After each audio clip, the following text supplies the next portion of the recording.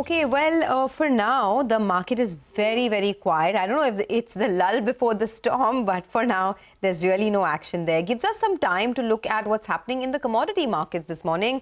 Manisha Gupta, our commodities editor, is joining in. Manisha, what's the one commodity you're tracking today?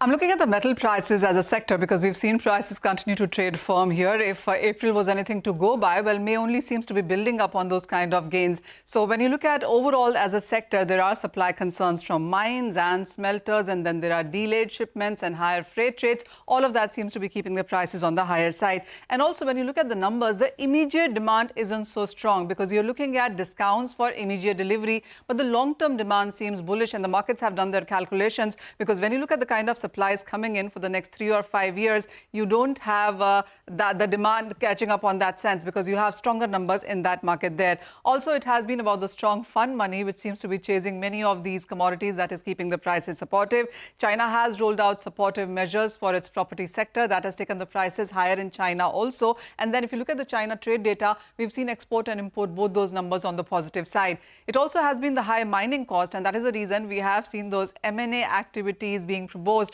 rather than starting new projects, and that would keep the markets quite chatty and there. Also, markets are looking at higher multi-month highs for many of these commodities. So copper is trading at near 2-year highs. There are bullish long-term demands there, not just from the conservative sector, but also from AI and data centers and EV and etc. And with this additional incremental demand that copper is looking at, the supplies clearly do not seem to be matching there. Also, when you look at the prices itself, we saw nearly 15% of gains in copper prices for the month of April, and May has seen nearly 7% of a jump up since then. Also, when you look at the New York or the US copper prices, they are at a $300 per ton premium over LME. So we are looking at stronger demand continuing from US also. If you look at the CME copper inventories, well, we have seen a 30% of a decline into that one in a matter of last 1 month, supporting prices. Not just copper, you have lead, which is trading at a 24-week highs. Well, the prices here have gained 4% in the last 1 month.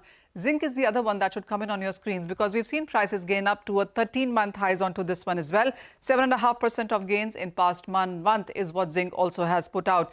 Tin is trading at a 2-year highs, and we've seen 30% of price gain happen in 2024 till time. If you look at the tin inventories, well, we've seen a decline of 40% into that one in this year, and we're just about holding at around 4,400 tons into this one. There are supply concerns coming in from Indonesia, Philippines and Myanmar, keeping tin prices where they are. Well, going forward, it's going to be all about the US inflation data. Well, CPI comes in today, PPI tomorrow. That is what will tell you on where the metal prices will take their near-term direction from.